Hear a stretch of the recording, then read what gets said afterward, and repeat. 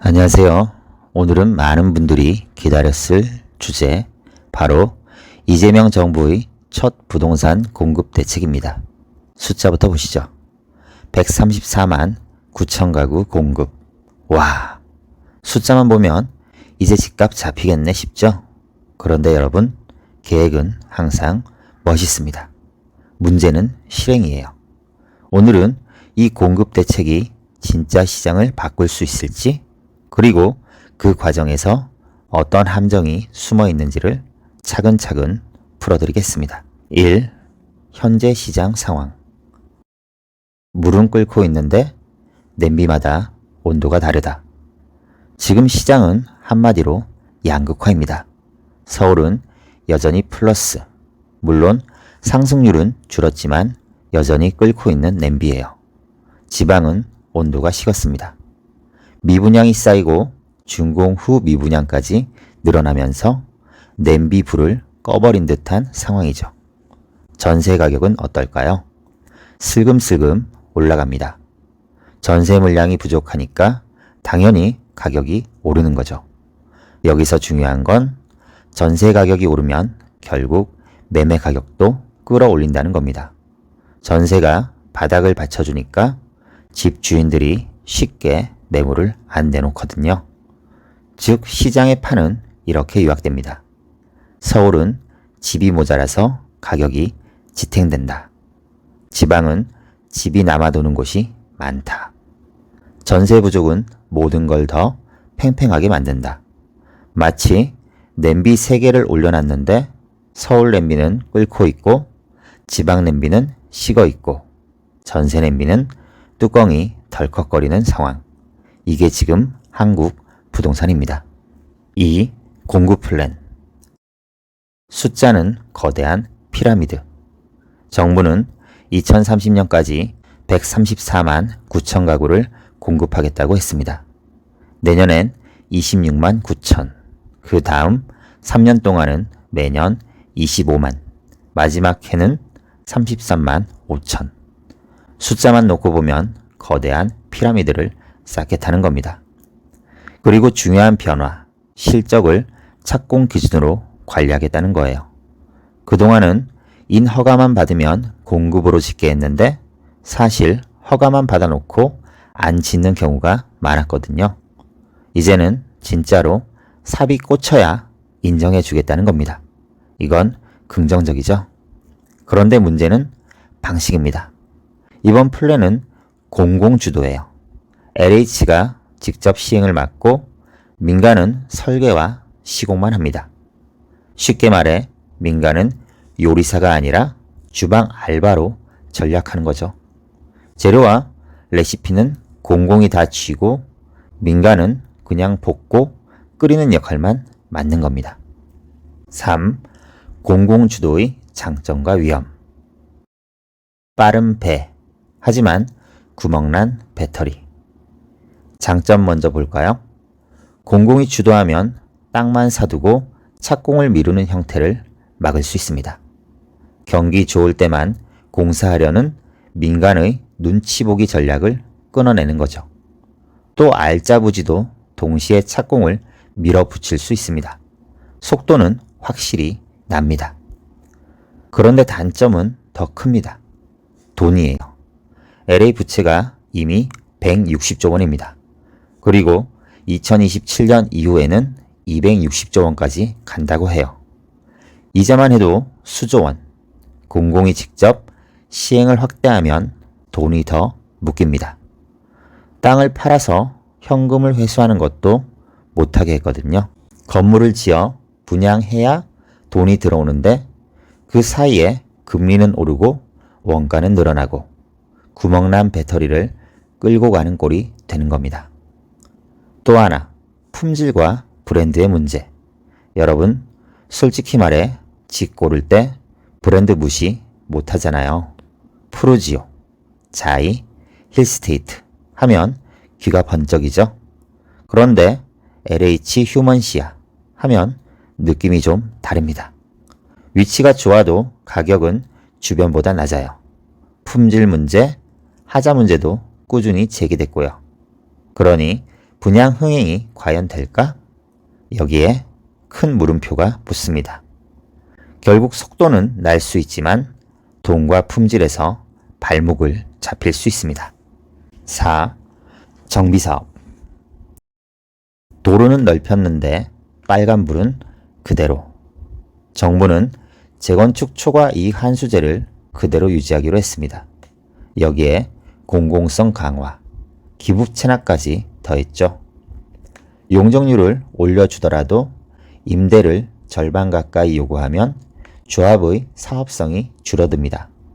물론 인허가를 통합심의로 묶어 시간을 줄이겠다고 했지만 정비사업의 가장 큰 병목인 재초안과 비용 문제는 그대로 남아 있습니다. 마치 도로를 넓혀놨는데 신호등 빨간불은 계속 켜져 있는 것과 비슷합니다. 차는 여전히 못 움직이죠. 5. 비아파트와 전월세. 숨통이 아니라 조이는 밴드. 정부는 신축 비아파트를 사들여 전환하겠다고 했습니다. 하지만 이미 시장에서 어려움을 겪는 기축 오피스텔이나 빌라는 방치됐습니다. 이러면 전월세 시장의 경직성은 풀리지 않습니다. 게다가 임대, 매매 사업자의 담보대출을 아예 막아버렸습니다. 민간 임대 공급 주체들의 숨통을 조이는 조치예요. 전세대출도 1주택자 기준으로 2억 원만 빌려주겠다고 했는데 이렇게 줄이면 결과는 뻔합니다. 부족한 보증금만큼 반전세 월세가 오릅니다. 전세 시장은 더 타이트해지고 세입자 부담만 커지죠. 전세 대책은 사실 단순합니다. DSR을 제대로 적용하면 돼요. 가계대출 총량을 기준으로 맞추면 시장이 안정될 수 있습니다. 그런데 이번에는 그 부분이 빠져 있습니다. 6. 규제카드. 수갑은 치워뒀고 열쇠는 국토부가 쥐었다. LTV는 규제 지역에서 50%에서 40%로 낮췄습니다. 강남, 용산에는 이미 6억 상한이 걸려 있어서 단기 효과는 미미합니다. 하지만 이건 예고편 같은 겁니다. 앞으로 규제 지역이 확대되면 그때부터 본격적인 효과가 나타날 겁니다.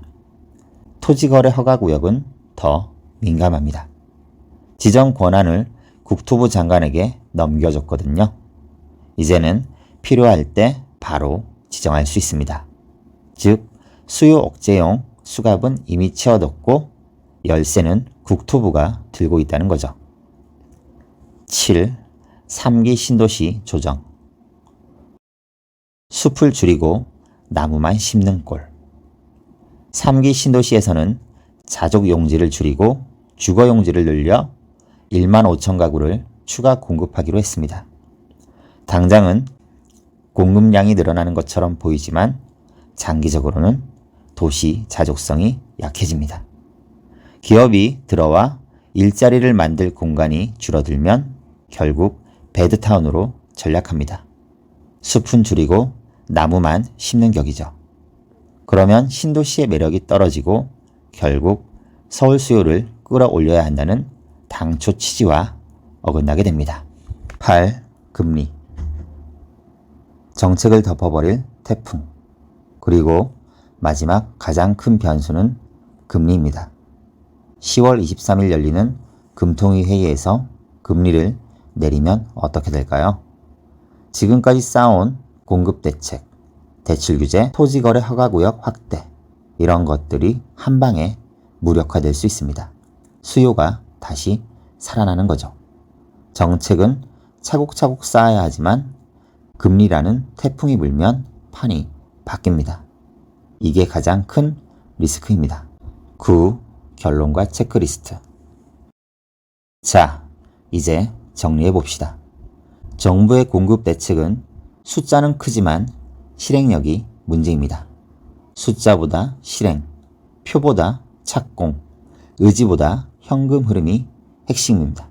실효성을 높이려면 5가지가 필요합니다. 첫째, 민간에 빨리 짓는 인센티브를 줘야 합니다. 둘째, LH 재무 구조의 안전장치를 만들어야 합니다. 셋째, 정비사업 병목을 풀어야 합니다. 넷째, 기축 비아파트 시장의 유동성을 공급해야 합니다.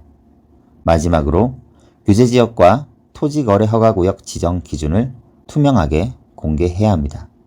이 5가지가 보완되지 않으면 이번 대책은 숫자만 커 보이는 장식품이 될 수 있습니다. 마무리를 해보겠습니다. 10. 마무리. 결국 중요한 건 단순합니다. 좋은 집을 많이 지어야 합니다. 그래야 가격이 안정됩니다. 그런데 소수만 좋은 집을 살 수 있다면 그 가격은 천정부지로 뛰겠죠. 원 베일리가 80억 하는 현실. 사실 말이 안 되잖아요. 이번 대책 숫자는 화려합니다. 하지만 집값을 잡는 건 숫자가 아니라 실행력입니다. 앞으로 10월 금통위 결정과 토지거래허가구역 확대 여부가 집값의 방향을 가릴 겁니다. 오늘 영상이 도움이 되셨다면 좋아요와 구독, 알림 설정 부탁드립니다. 댓글에는 여러분 동네 전월세 분위기를 남겨주세요. 실제 데이터와 비교해서 다음 영상에서 더 깊이 다뤄드리겠습니다. 오늘도 끝까지 함께 해주셔서 감사합니다. 다음 영상에서 또 뵙겠습니다.